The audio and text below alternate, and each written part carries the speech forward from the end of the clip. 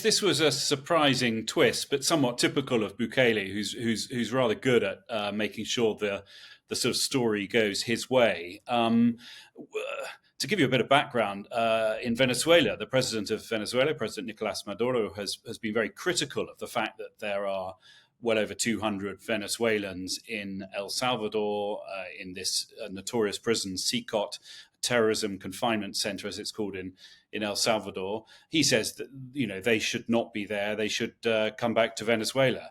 So Bukele responded to that and said, "Well, okay, if you want those prisoners, then we would like you to release 252, to be precise, prisoners that are in Venezuelan jails, mostly Venezuelan, but including some foreigners that Bukele and the United States and others say are political prisoners." So he sort of called President Maduro's bluff on that one. The Venezuelan government response was it was a totally cynical move, and that Bukele is a neo-fascist, suggesting it's not going to take part in that attempted deal.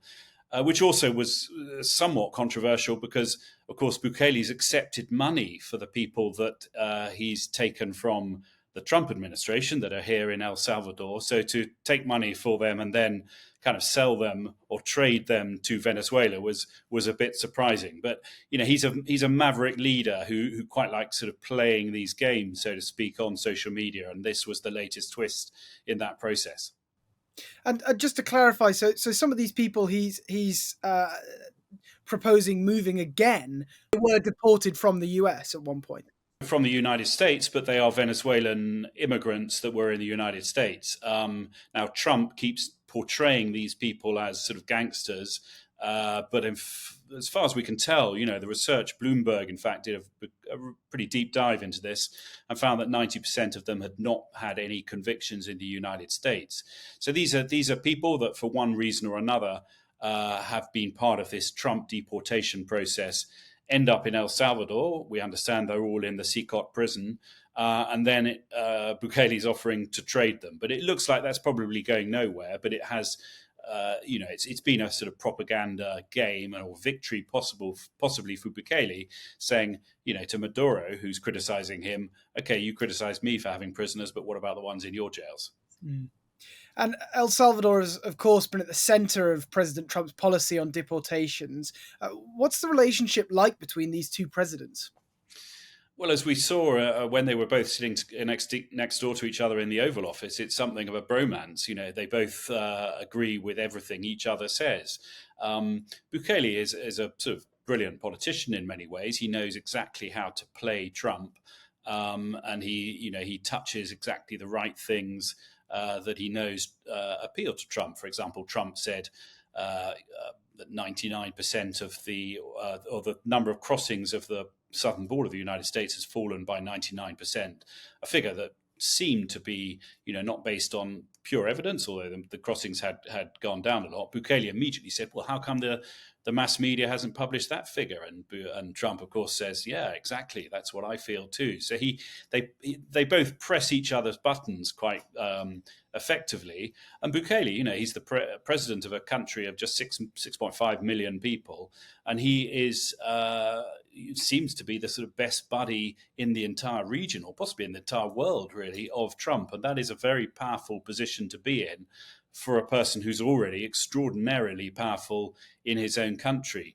I mean, the other way this relation happens, it works, is that, of course, Trump would quite like to be more like Bukele. Bukele has total popularity, more than 90% in the last presidential, or around 90% of the last presidential election. He has total control of the courts, of the Congress. He can do really what he likes in this small country. And, of course, Trump would love to be in that position too, in his rather different country. And they have something of a common enemy, really, in Venezuela's President Maduro on a personal level, don't they? Yeah, I mean, certainly Bukele has been in a battle with Maduro on social media for many years. Trump, yes, I mean, he's been very critical about Maduro, and he put sort of maximum sanctions on during his first administration.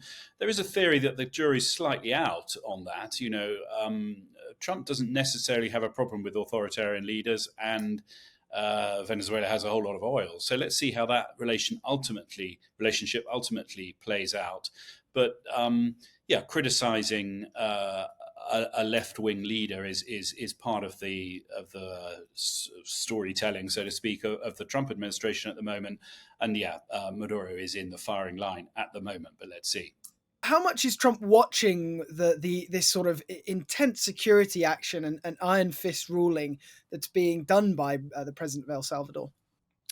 Oh, I think there's no question that Trump and certainly people around Trump who've been paying attention will sort of be inspired by what Bukele has done here in El Salvador. I mean, love him or hate him, and a lot of people in El Salvador do love him.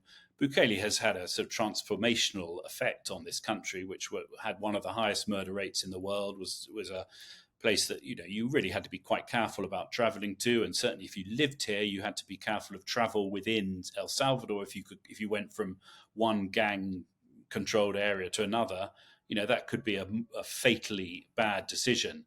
Since he took this absolutely sort of ruthless approach to anyone who might be suspected of being a gang member, so if you've got a tattoo, that is enough for a lifetime conviction.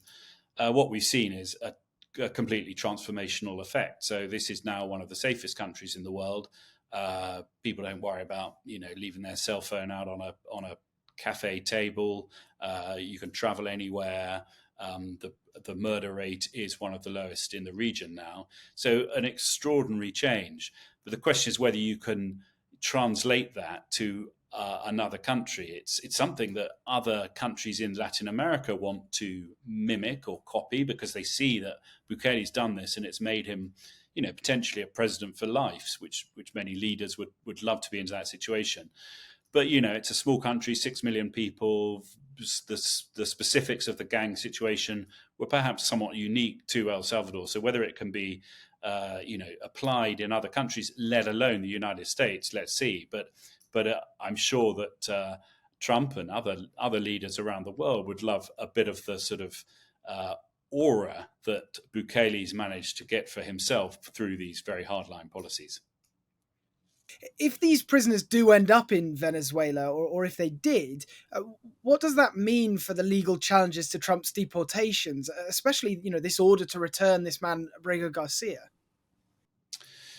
Yes, I mean, well, there are a lot of things going on at once. I mean, if it turns out that Bukele is re-deporting the people that Trump is sending to El Salvador, saying that you're going there to be stuck there forever, then yeah, that slightly undermines the Trump message and complicates things. That's why at the moment we think this is more talk than action. We doubt that El Salvador and Venezuela would do a deal on their prisoners. The real focus at the moment is whether these deportees in the United States, how many more will Trump be able to send to El Salvador without getting in huge legal wrangles in the United States, and how far he's prepared to push that.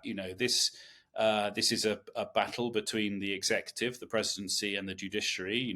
Up to the Supreme Court, and that's a game changer if Trump is prepared to ignore the Supreme Court. Now he sort of doesn't. He says, yeah, the Supreme Court is I respect, but he has repeatedly not obeyed certainly the spirit of what the Supreme Court has been saying. And the man you mentioned, Kilmar Abrego Garcia, who's currently here in El Salvador, he was a good example because he was deported in the middle of March along with a whole lot of other people. He's Salvadorian, but there are a lot of Venezuelans in that deportation group. And it turned out that Abrego Garcia actually had been deported by mistake, and the Department of Justice sort of admitted that because he had a special status, which meant he could not be deported. So the Supreme Court says, look, you've got to facilitate bringing this guy back. But both Trump and Bukele, in sort of unison, say, no, it doesn't work like that. Once someone's been deported, not much we can do about that. So that's beginning to sort of undermine or ignore the ruling of the highest court in the land of the United States. Bukele here in Salvador does that sort of thing the whole time. He doesn't have to worry about it. But when Trump does it, then there are bigger consequences.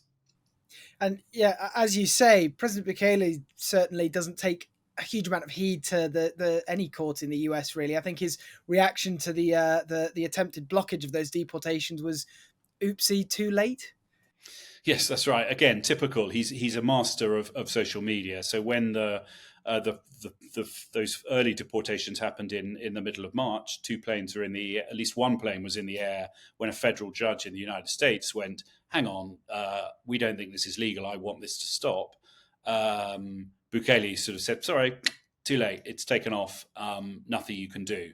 And again, that's his messaging with Trump is once these guys are out of the country or out of U.S. airspace, that's the end of the story. He doesn't want to get Trump doesn't want to be getting. I'm assuming here doesn't want to sort of be involved in a whole lot of legal challenge of X or Y is in this prison in El Salvador. How are we going to get him back? His view is that that's the sort of mess that previous US administrations have got into. You've got to be completely sort of ruthless, really, about that. And he could point to what Bukele does in El Salvador, different situation because he's talking about a domestic issue of gang violence within the country, but he is, zero tolerance really of legal appeals. Once these people are rounded up here in El Salvador and go to prison, that's the end of the story. There's almost no legal representation. There's no visitors, etc. If you're unfortunate enough or bad enough to end up in the CCOT prison, this terrorism confinement center here, it's the end of the story for you, pretty much.